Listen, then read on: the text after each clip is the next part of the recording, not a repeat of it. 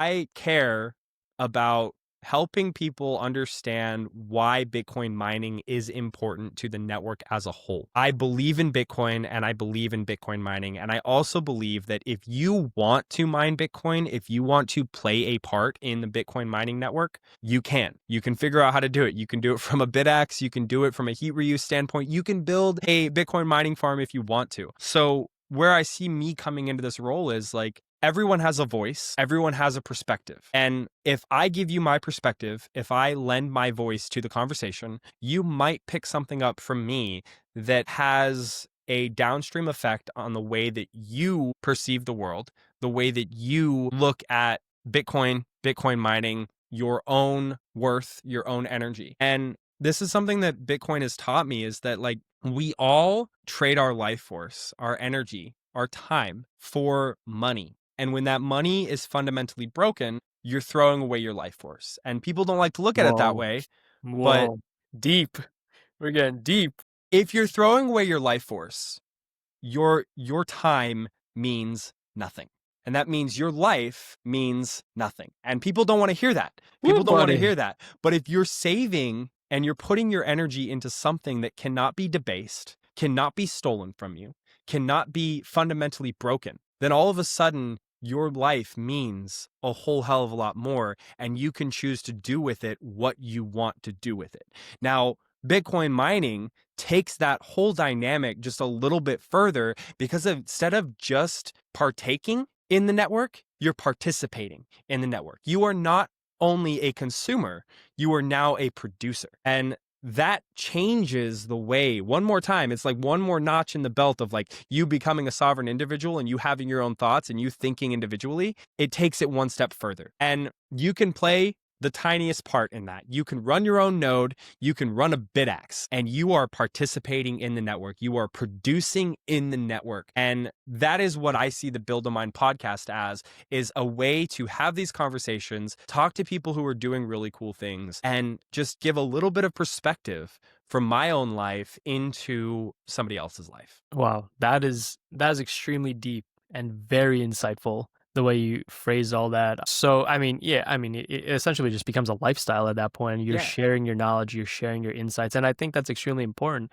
because, I mean, let's take Bitcoin out of the equation for a second, as far as just a community, as far as just society speaking to one another, speaking and then hearing one another's opinions. It's like, hey, like, this is what I think. I mean, that's just such an underrated thing that I don't believe that we do as effectively anymore. So what you're doing, I mean, that's exactly what you're doing, but then from obviously Bitcoin perspective, but obviously tying into more real world value as Well, and well. I agree with you completely. If you look at any problem in the world, it could be solved by having a conversation, understanding each other's point of view, and finding common ground in the middle. But we do not, like, we as a society, we do not know how to put our differences aside and listen and hear someone.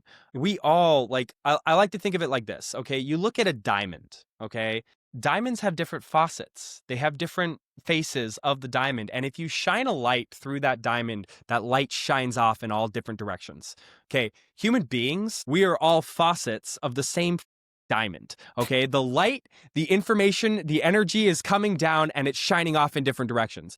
But instead of saying like, oh, like, I see your point of view, your perspective, the way that you have lived your life and you've gotten to your perspective, I have a different perspective. This is my perspective. What can we do to meet in the middle? We sit here, instead of doing that, we sit here and we shout at each other. We yell and we scream and we tell, well, this is my opinion and my opinion is better than yours and my opinion is right. And who gives a about what your opinion is? There's no way to have like growth in society if we can't understand that we all live different lives. We're all different people and we all we have different perspectives. And so like with podcasting, now we can listen to the perspective of someone else and get a little bit of insight into their life and the way that they live and the way they see the world. And maybe that shapes the way that we live our life, the way that we do things. Like I listen to Joe Rogan, okay? Yeah.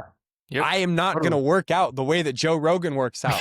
Yeah, This is not yeah, happening. He's yeah, yeah, insane. yeah. However, there are some things that he says where I'm like, well, I could do that. You know what I mean? Maybe I'm not gonna work out, 3 or 4 hours a day every single day, Yeah, but I'll that work guy's out on a something couple. else. He's Exactly. on But like something else.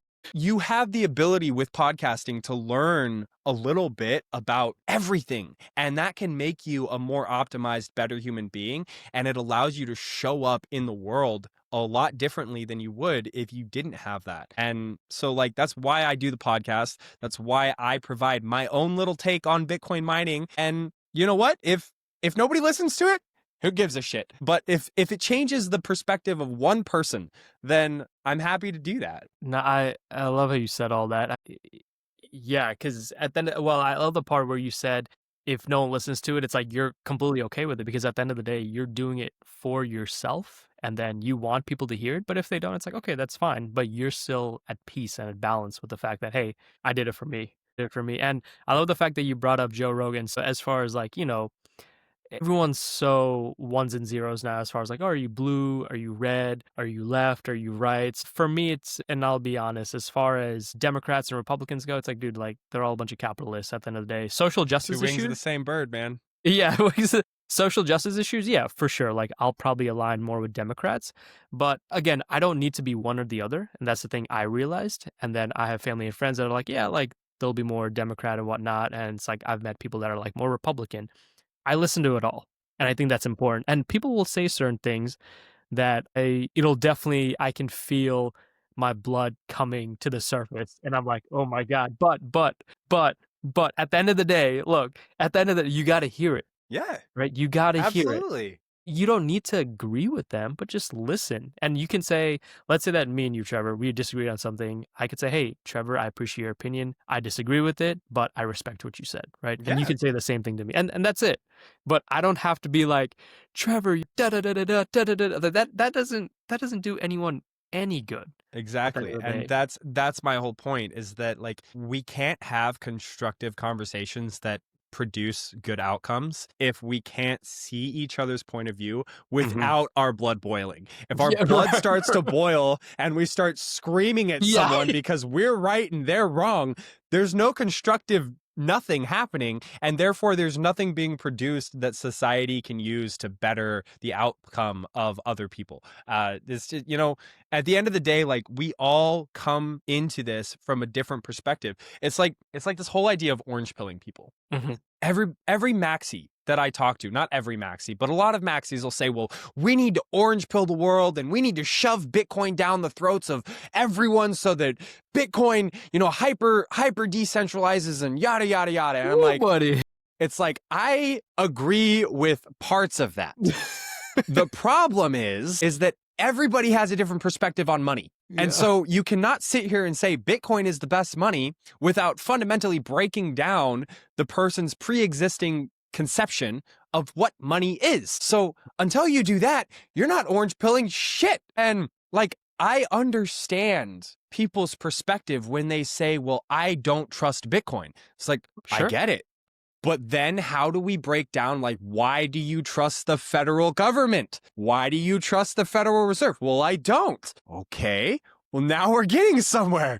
So it's this idea of being able to have a conversation and communicating points of view back and forth before we actually make any progress into like, well, this thing is better because of this, that, and this. You know what I mean? Yeah, no, I mean, absolutely. Because if someone says, going back to that point of, hey, I don't trust Bitcoin, my question, similar to yours, would be, okay, like, why don't you? Like, tell me. And then hopefully from there, we can start backtracking. Because it's a curious thing of just asking the person. Because the biggest thing is, and again, this is kind of getting into something else now. I'm big into mental health and big into communication nowadays. So one of the things is people want to be heard. Right. That's literally all it is sometimes. It's just like doesn't matter what their opinion is, doesn't matter what your opinion is. It's like they just want to feel heard and they want to feel like someone is listening to them. And we just don't do that. So even that simple question of, okay, why do you think that?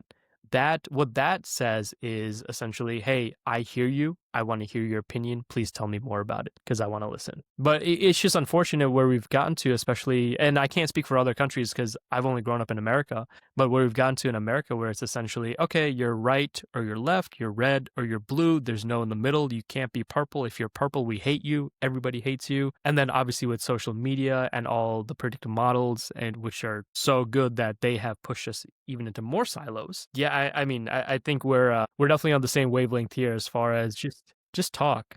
Let's just talk. That's it. Okay. But if you go around my town and you talk to the silent majority of people, they are red. They are Okay. Right. conservative, they are Right. Republican, they own guns, they want Yeah. control, they want freedom, all this stuff. Like, but the large population centers, the large population density like areas are Portland and Eugene, and they have the most say, and they're the most democratic, and they're the most. But nonetheless, if I tell someone in my town and I'm talking to the wrong person, if I say, "Oh, I voted for Donald Trump," well, they'll be like, "Well, you voted for this and you voted for that, and I bet you agree with everything." It's like, no, that's actually not true. Like I have democratic tendencies. I have conservative tendencies. I have Republican tendencies. Like I am all over the spectrum. And just because I voted for Donald Trump because I thought Donald Trump was a better vote than Biden or Harris does not mean that I agree with Donald Trump selling our national land that is the people's land. I don't agree with everything that Donald Trump does. I voted for him because he was, in my opinion, the better part of two evils, but that doesn't mean that I should be siloed into red or Trump. Yeah. And most people, like, there is no gray area. It's red or blue. It's not like in between. And that's very frustrating as a Bitcoiner because I feel like I see the world as it truly is. It's kind of like Neo taking off the glasses, Right. Right. Yeah. taking the red pill. Yeah, exactly. It's like I actually see the world for like how it works, how it plays out, and I have no like I don't care. I really don't give what you believe in.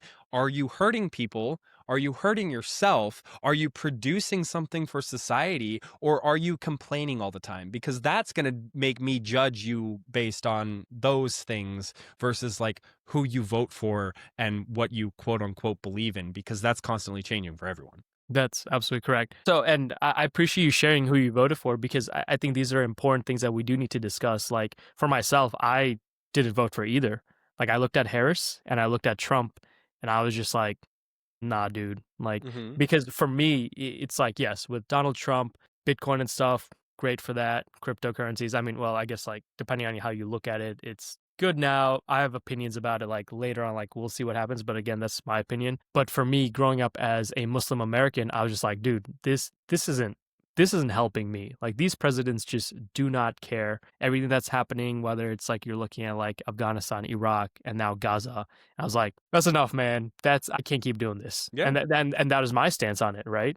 And you're not wrong. Yeah, and it's like, but with that, if I said that to people, it was hard. Like I would get like I would have disagreements with people, and Yeah, it was they'll like, tell you, well, you voted for the opposition if you didn't vote. Well, like what the does that mean? What do you yeah, mean? Who's the it's opposition? yeah, Like, and it was just like it's like, look, at the end of the day, you voted for who you voted for, I voted for, they voted for, and it's like, dude, it's fine if we're gonna define people by like who they voted for. It's like this is just getting a little. You can disagree, you can be mad about it, or whatnot, but it's like we don't need to define people by a vote. That's the yeah, biggest I thing, agree with that. and I think the other thing is people need to kind of like yourself, as curious as you are, the voting system's broken. First off, if you look Yeah, at the electoral college and whatnot, yeah. you look at the history. Yeah, we've definitely gone way beyond Build a Mind podcast. This is what usually happens, but dude, you definitely like triggered something in me. I'm like, yeah, everything. I'll be honest with you, man. Like I can generally bullshit about anything because at the end of the day, I have very strong opinions about a lot of things. And like I fundamentally tie everything back to Bitcoin. If you look at a problem in the world, why is it broken? Because we can't communicate with each other and it's funded by a broken money system. Okay, that right there. If we can fix the money, it's this whole thing, fix the money, fix the world. Like I don't think that Bitcoin fundamentally fixes everything. I think what Bitcoin does is it gives us the foundation to fix it ourselves. So you look at politics, you look at education, you look at healthcare, you look at all these things, they're broken because the money's broken. They're broken because we can't communicate with each other. If we can fix the money that they're built on, give it something that's not being fractionally reserved, that's not being debased, that's not being loaned out to, who knows who, we're not sending $6 billion to Ukraine. Like, that changes the way that we start to dynamically improve those systems. And so we as people, like, the system's only as good as we are. You know what I mean? So Bitcoin allows us to have a longer time horizon, lower time preference, start thinking about how we want to show up in the world. And this actually allows us to start thinking about, like, well, what do we want from our education system? What do we want from state healthcare? What do we want from, manufacturers and service providers? What are we willing to spend our money on? And so every conversation I have can be tied back to Bitcoin if you, weave the thread the right way. Yeah, I mean, I hear it. I'm hearing it. I'm experiencing it. And you're absolutely right as far as like, because I mean, Bitcoin, what it stands for is democratization, right? And that's what we truly want, especially as Americans, because we've been indoctrinated on democracy. Yet then you think about it, we're a republic. And now it's like you think about it even more. We're like, well, I mean, are the politicians really for us? It's like, not exactly. Like, it's like maybe some here and there, but it's like overall, it's like, what is happening? So yeah, tying it back to Bitcoin, I mean, I like that reference point, I would say. So that totally makes sense. Yeah, definitely didn't expect to take it here. I love it though. It happens. It Yeah, happens. no, Welcome to podcasting, man. yeah, I was gonna say that you definitely like triggered something in me, and I was just like, well, like what? Let's go. So, couple more questions for Trevor before we wrap up here. So, if you had unlimited resources, what would your dream mining setup look like? I love this question. This Tell is another us. one. I saw this on here and I was like, oh, I've got an answer for you. So by now, your audience knows I'm a heat punk. You know that I'm a Bitcoin maxi. If I had unlimited resources, I would buy a homestead out in the middle of nowhere with a hill and a water source. Okay. Someplace that gets sunny, but also gets cold. I see where this is going. What I want to build is a centralized hydro-powered hydro mining facility with a bunch of hash rate. Okay. Powered by the sun and a hydro operation. Maybe we get 25 kilowatts, 30 kilowatts. Be great. What I would then do is I would start to pipe that heat through pipes in the ground to my chicken coop, to my dog kennel, to my garage, to my barn, to my house. And I would heat everything on the property that needs heat through Bitcoin mining. And that power would come from the sun, and it would come from a hydro dam or, a small hydro operation that runs through the property. I would then dump excess heat. If I don't need the heat at the time, I would dump that excess heat back into the river. So basically using it as a giant heat sink so that I could mine 24/7 with the sun and with the hydropower, generating new Bitcoin, helping to produce or to relay transactions and helping to produce hash rate, and living a sovereign lifestyle where all of the heat that my chickens need, all of the heat that my family needs, all of the heat that my homestead needs would be generated through a Bitcoin mining operation. So if I had unlimited resources, I would have a small Bitcoin mining operation that heats my entire homestead and has circular economy style things happening within my own homestead. You really thought this one through, huh? Oh, I've thought about it so much, man. I have thought about it so much. It's like the amount of times that I've gone on Zillow looking for like properties with like a small stream with enough of a slope where I'm like, I could put a little hydro operation in there. How much sun does it get? What's it gonna cost? Like, I've thought about it, and it's a lot of money to do something like that. But if I didn't have the constraint of money, that's what I would do. That's honestly amazing. I mean, yeah, you're just fully sustainable at that point. Exactly. With everything, sustainability, baby. So tell me this kind of got me thinking as far as the heat punks that you're talking about, and then just like recycling heat in general. Do you see a future where instead of for your HVAC system, do you see HVAC companies offering, hey, like for heat, instead of doing this, we can actually put in a Bitcoin miner? Absolutely. Right now, the biggest thing is that we don't have technicians and service providers that understand the technology. You have a few here and there. You have an HVAC technician or an electrician or a plumber who is a Bitcoiner and they are starting to learn how this works. But the biggest issue is that, like with HVAC, with electrical, with plumbing, like there are codes, there's a whole industry built out of like, UL listings, which is like a certification that makes sure that your electricity equipment, electric infrastructure is safe and, it's not going to cause fires. So like I see us moving towards this where, an HVAC technician, an installer has the option to install a dumb HVAC unit or a smart HVAC unit. And, there's companies right now that are building out these units to make them look and perform very similar to HVAC equipment that exists today. It's going to take time because, we need those certifications, we need the brand recognition, but it's happening. You have companies that are building water heaters that, they're standalone water heaters that all they need is a power source and a internet connection.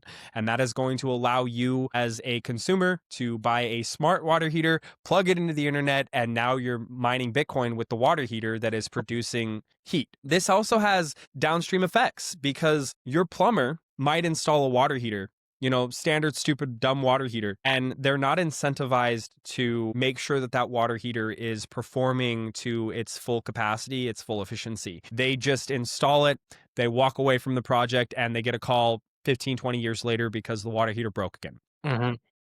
But what if that plumber now gets a portion of the Bitcoin mining reward that you get when your heater is running? Well, now that plumber is incentivized to make sure that your water heater is Wow. always working. So every 6 months when it needs serviced, what are they going to do? They're going to say, hey, Ridwan, we need to come out there. We need to change out the heat core or on your water heater, and we're going to do it absolutely free. This has these of effects where the service providers can then be incentivized to maintain and keep running your equipment because they're getting paid a small percentage. And you know what? It might be like 1 or 2%, but if you like exponentially increase that, let's say a plumber has, 150 water heaters that he's installed over the course of 10 years, but he's making a couple sats off of each one, that is huge. You know what I mean? And the Bitcoin network allows us to do things like this. The mining network allows us to do things like this. So I do believe that as we progress into the future, as we have more events like the Heat Punk Summit in Denver, we start getting HVAC technicians, we start getting technicians in general, service providers to understand this. We start teaching them, and then we start getting UL listings and certifications on the units themselves to make it safe to install.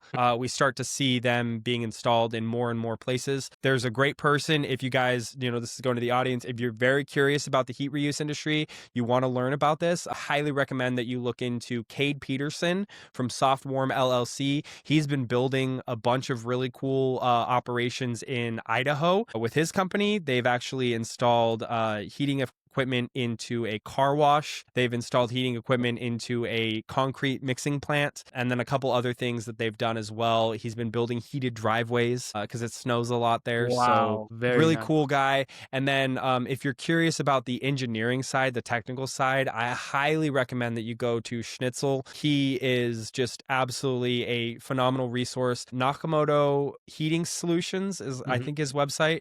Okay. He's built a hot tub that was powered off of Wow. a Bitcoin miner and a couple other water heating scenarios. And then also, like, if you don't know how to get a hold of them, you can always contact me. I may not be the most like versed and educated about like the engineering side of it, but I'm always curious and I'm always down to like point you in the right direction. So you can always reach out to me on my social medias, on my podcast, that kind of stuff. Awesome. No, that's so helpful. And I'll list all those below here. Trevor, honestly, thank you so much for being with us on Bitcoinomics 21. Anything else you want to add before we wrap up here to the audience, or anything else you want to say? Yeah, don't be afraid to get off zero. If you're listening to this, you're probably already a Bitcoiner, which is great, but don't be afraid to look at your life and evaluate like the way that you could do things better. You don't have to ask permission in the world. I mean, a lot of people, the government included, are going to say, yes, you do. You do have to ask permission. But to be honest, you don't. You can just do things. You can, around and find out. You might break things here or there, but that's okay. That's part of the learning process. So just, stay humble, stack sats, stay solvent, mine Bitcoin. That's amazing, man. I appreciate those ending message to the audience. You heard it here, folks.